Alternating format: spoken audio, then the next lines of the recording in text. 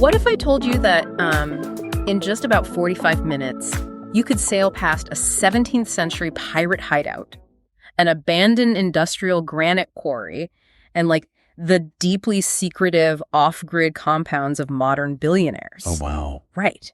And you could see all of that without ever leaving the state of Connecticut. Which is just not what you picture at all. No, not at all. Because, when you hear the word cruise, your mind instantly jumps to a massive floating city carving its way through the Caribbean. Yeah, or maybe standing on a frozen deck watching glaciers calve in Alaska. Exactly. It's this massive commitment of time and money for you. But there is actually a micro version of that exact thrilling maritime exploration tucked away just off Interstate 95. It really completely dismantles our preconceived notions of what maritime exploration has to be. It does. You're trading the sprawling midnight buffets and the 3,000 passengers for a microscopic, highly intimate look at an entirely different way of life. And to guide us through this hidden world today, we are pulling from a phenomenal travel review and guide by Louie over at the Red Solo Traveler Substack. It's a great piece. Yeah, it's titled The Thimble Islands Cruise is a Must-See, Here's Why. And it's such a great piece of writing because it doesn't just review the logistics of buying a boat ticket. Right. It goes way deeper. Yeah, it rips the lid off this incredibly picturesque archipelago in the Long Island Sound, an area that basically serves as a living laboratory for extreme wealth, off-grid sustainability, and some seriously bizarre local history. Oh, the history is wild. Okay, let's unpack this, because before we get into the wildly wealthy subculture that currently owns these islands, we really need to understand what these thimbles actually are, right? And the sheer volume of human history that has taken place on them. Well, the geography is really the foundation of everything here. We're talking about an archipelago located just off the coast of Branford, Connecticut. Mm-hmm. Officially, depending on which maritime map you consult, it's a collection of over 30 small islands. Although, reading through the background on this, I actually found reports claiming there are up to 360 islands in the chain. Yeah, I've seen those numbers too. Which sounds like a massive discrepancy, right? 30 versus 360, until you realize how tides actually work in the Long Island Sound. Exactly. Because the definition of an island gets incredibly blurry when a 10-foot tide rolls in and suddenly your island is just a submerged, wet rock. That tidal variation is so crucial to the whole area. I mean, they are named the Thimble Islands because of how they look at high tide. Right. You just see these little thimble-shaped domes of granite poking out of the water. Right. And while they feel like a quiet, tucked-away secret for the ultra-rich today, oh, they definitely do. They have actually been highly active spaces for centuries. I mean, Dutch explorer Adriaen Block mapped them back in 1614, but, that's just the European timeline. Yeah, because long before a Dutch ship ever sailed past, the Native Americans in the region were actively inhabiting and fishing those exact waters. Right. They knew the area incredibly well. And they had a much better, far more poetic name for the archipelago. They called it Kuttomquosh, which translates to beautiful sea rocks. That is a great name. It really is. But the journey of these beautiful sea rocks over the next few hundred years is what completely blows my mind. Oh, go away. Because they didn't just stay quiet fishing grounds. Mm-hmm.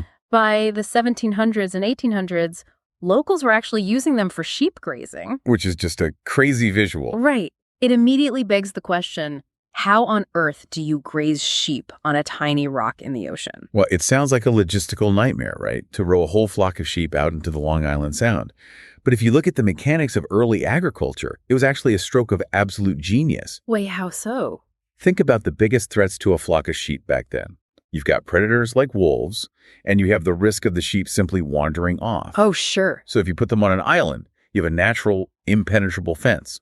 The water keeps the predators out, and it keeps your livestock contained without you having to build, miles and miles of stone walls. Oh, wow. I never thought about that. Yeah, you just row them out in the spring, let them graze all summer, and then row them back in the fall. That makes total sense. The ocean is basically a free, full-time security system. Exactly. But that agricultural phase didn't last forever either.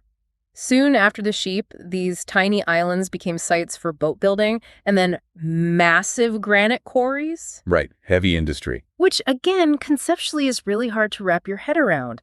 How do you industrially drill and extract thousands of tons of heavy granite from a tiny rock surrounded by water? You actually leverage the water itself. See, the pink granite in this region was highly prized for its durability. Okay. If you quarry granite inland, you have to load it onto wagons and drag it over rutted, muddy 19th century dirt roads. Which sounds miserable. It's incredibly inefficient. But if you quarry it on an island, you can pull a massive flat-bottomed barge right up to the literal edge of the rock.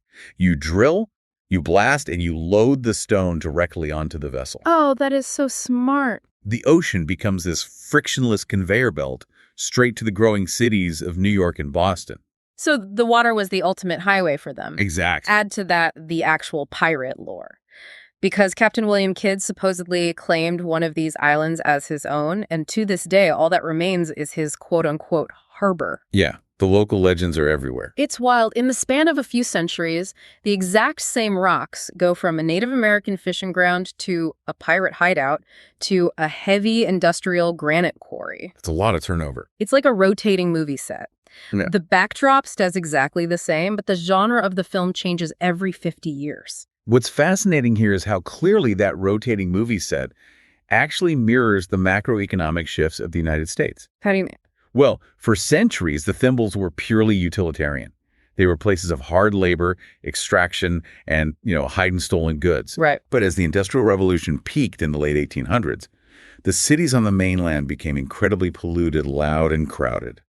The railroads and steamboats made travel easier, and suddenly, the wealthy elite needed an escape from the very factories that made them rich. That is the ultimate irony right there. They build the noisy, smoggy city and then use their massive wealth to flee to the quiet rocks. Exactly. The industrial noise of the quarries fades out, and the era of the summer vacationer basically begins. Wow. They transform from places of sweat and labor into places of absolute leisure.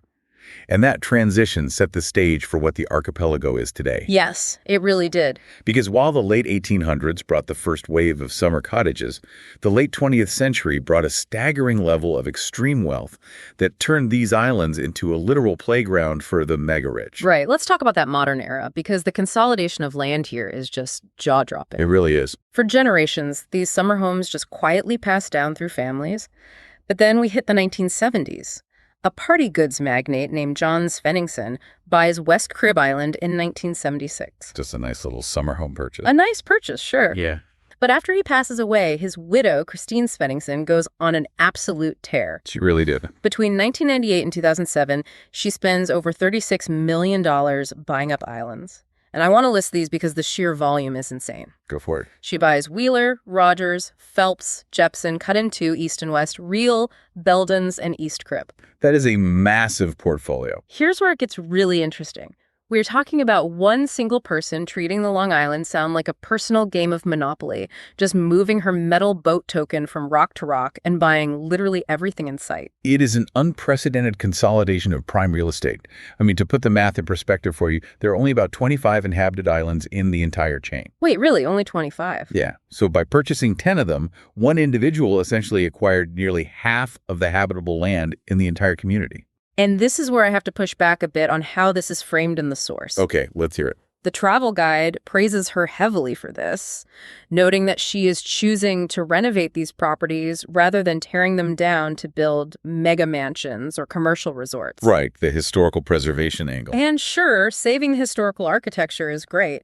But isn't buying up half a community and turning it into a single private portfolio inherently destroying its character anyway? That's a fair point. You've essentially evicted the neighborhood to build a personal fiefdom? That is the core tension of the Thimble Islands today. It's an ongoing debate between architectural preservation and sociological preservation. Yeah, that's a good way to put it. You are absolutely right that when one entity controls half the land, the organic, multi-family community dynamic that existed for a century is fundamentally altered. Because it's just one owner now. Exactly. It becomes a curated collection rather than a living, breathing neighborhood. However, in the realm of ultra-high net worth real estate, you have to look at what the alternative usually is. Which is total destruction. Exactly.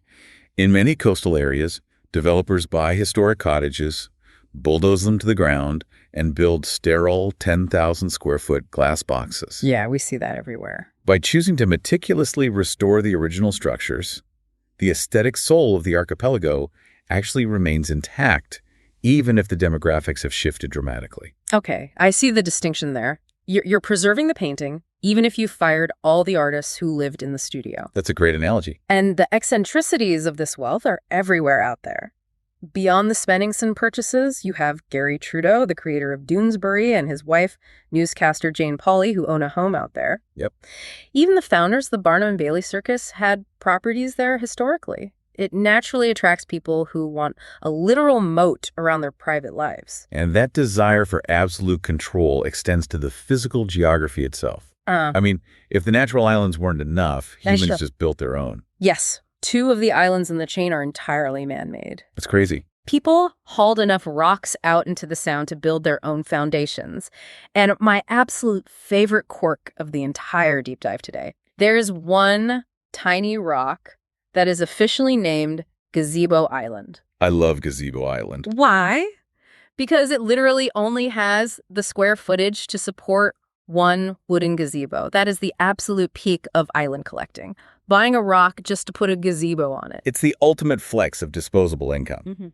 But the travel guide does a phenomenal job of grounding this whole fantasy. It really does. We romanticize the idea of owning a private island.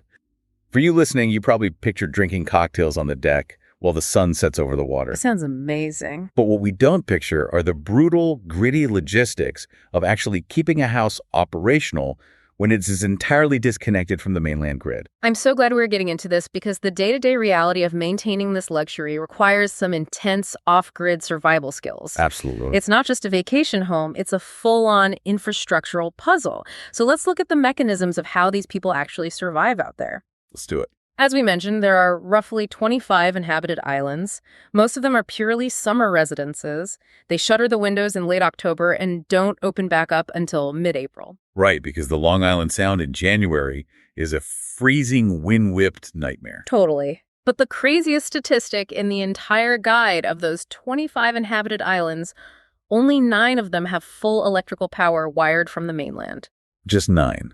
Because laying a submarine power cable is a massive undertaking. You can't just run an extension cord underwater. No, definitely not. The cables are incredibly expensive. They have to be deep trenched into the seafloor, and they are constantly at risk of being snagged by boat anchors or degraded by the salt water. Oh, I didn't even think about boating. Well, it's a huge issue. In fact, Wheeler Island, which is one of the closest to the shore, only recently managed to get mainland power and water installed. So what does the majority of the archipelago do? Let's look at Money Island. Good example. It has a cluster of about 20 houses on it, and the entire island runs 100% on solar power. Yep, completely off-grid. And this isn't just because they're, deeply passionate environmentalists. It's because nobody wants to spend $10 million on an island oasis only to have their pristine ocean view ruined by thick, ugly power lines strung between the rocks. Exactly. So they turn to solar panels and wind turbines. Which completely changes how you interact with your own home. You aren't just paying a utility bill anymore. You literally are the utility company. You are. And if you are running a modern house on solar power, you have to maintain massive, heavy battery banks hidden away in the basement to store that energy. Right. You have to constantly monitor your load. You can't just run the air conditioning, the dishwasher, and the laundry machine all at the same time on a cloudy Tuesday, or you will drain your batteries and literally be sitting in the dark. It's like being a billionaire off-grid homesteader. That's exactly what it is. And the power is just the beginning of the headache. The water situation is even more precarious. You can't drill a traditional well on a solid granite rock surrounded by the ocean. No, because you'll just hit salt water immediately. Right. So while about 40% of the islands have managed to get water piped in from the mainland, the rest rely heavily on rainwater harvesting. Think about the math of that for a second. Your ability to take a shower, boil pasta, or even flush your toilet is entirely dependent on the square footage of your roof and the frequency of coastal rainstorms. That is so wild. They use these elaborate gutter systems that feed into massive underground cisterns, coupled with heavy-duty filtration and UV purification systems. Wow. But if there's a dry spell in August, you are nervously watching a gauge drop, knowing that if you run out, you have to literally import water by boat. That sounds incredibly stressful. You buy this amazing private oasis to escape the world, but you are utterly at the mercy of the local weather report. Completely. Plus, just the sheer logistics of home maintenance. The guide makes a really great point about this. Imagine your sink starts leaking or your solar inverter blows out. Oh, good luck. Right. You can't just call a plumber and have them pull their van into your driveway. You have to find a contractor willing to load all their heavy tools onto a skiff, navigate the tides, and dock at your private rock. If we connect this to the bigger picture, it really reveals a deeply ironic paradox about this entire subculture. How so? Well, the entire premise of buying a private island is the pursuit of ultimate uncompromising independence. Right. You want to be a sovereign citizen of your own kingdom. Sleep everyone else out. Exactly. Right. But the extreme isolation of that environment actually forces the exact opposite. It demands a hyper-awareness of your natural surroundings, sunlight, rainfall, wind direction. Right. And more importantly, it forces a deeply tight-knit reliance on your neighbors. Oh, that's the twist. You flee society to be alone, and you end up needing your neighbors more than ever. Exactly. When a storm rolls in and a dock gets damaged or a solar array fails, you can't just wait for the mainland cavalry. Yeah. You rely on the guy on the next island over who happens to have a spare part or a heavy winch. They have to share resources, knowledge, and physical labor just to survive harmoniously in a highly delicate ecosystem. Wow. So the pursuit of total isolation actually breeds a forced, intensive microcommunity. It's a fascinating sociological experiment basically playing out on granite rocks, but honestly, as much as I love dissecting the psychology of the off-grid billionaire homesteader, living there sounds exhausting. Oh, it's a ton of work. It is a massive, unending logistical chore, which brings us to the real genius of the travel guide we're looking at today. Yeah, the cruise itself. Right. You and I, and you listening right now, can experience all the magic, see the pirate coves, marvel at the solar setups, and take in the stunning architecture without ever having to worry about a broken water cistern. And that is where the 45-minute microcruise comes in. It is the perfect distillation of the Thimble Islands experience, engineered for the traveler who wants the insight without any of the hassle. So let's break down the mechanics of how you actually do this, because it's brilliantly simple. It is. If you want to see this hidden world, you navigate to the town dock at 4 Indian Point Road in Branford, Connecticut. There's a small fleet of local tour boats, specifically the Sea Mist, the Volsunga IV, and the Islander. They've been doing this for years.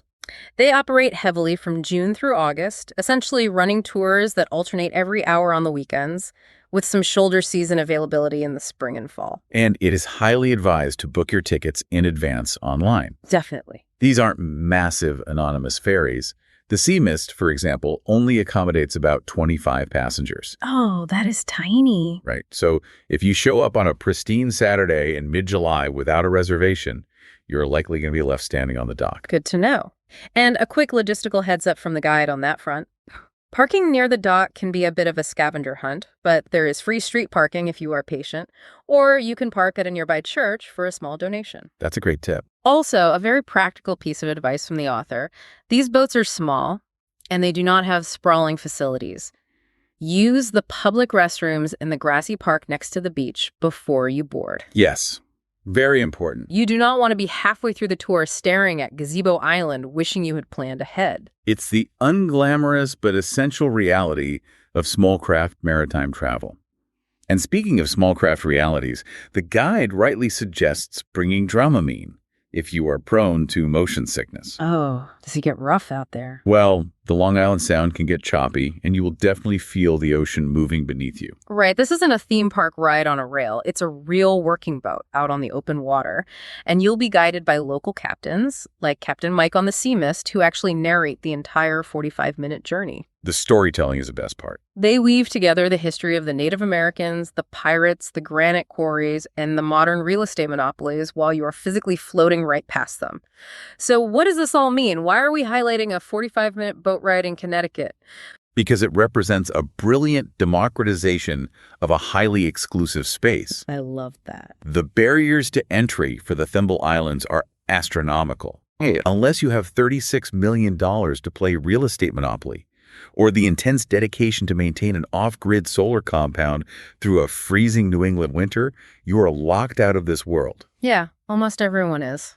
But for the price of a modest boat ticket, The barrier is completely lifted. You get a curated bird's-eye view into a fiercely guarded subculture. You really do. You get to observe their architecture, analyze their reliance on sustainable tech, and understand the deep history of the region, all in under an hour. It is the ultimate travel hack for the curious mind. For you listening, if you are driving up Interstate 95, doing that grueling trek between New York and Boston, or heading up to Rhode Island, why sit in bumper-to-bumper traffic the entire time? Seriously. You can literally pull off the highway, stretch your legs, and immerse yourself in a completely different reality. It's highly accessible, it's incredibly budget-friendly, and it's perfect for solo travelers who just want a quick hit of adventure without committing to a week-long itinerary. It's incredible when you step back and look at the sheer density of what we've uncovered today. It really is. In one 45-minute loop off the coast of Branford, you are slicing through centuries of human ambition. You've got Native American history, the logistics of colonial sheep farming, industrial-scale granite extraction, 17th century pirate lore, and the modern paradox of billionaires relying on rainwater just to flush their toilets. That's a lot for 45 minutes. All of it packed onto an archipelago of beautiful sea rocks that most people just speed right past on the highway. It is a remarkable concentration of history packed into a microscopic geographic footprint. But, it leaves you with a fascinating psychological question to ponder. Oh, what's that? Well, if you suddenly acquired unlimited resources tomorrow, would you actually choose the ultimate, uncompromising isolation of your own private island, knowing that you'd be entirely at the mercy of nature for your most basic survival needs?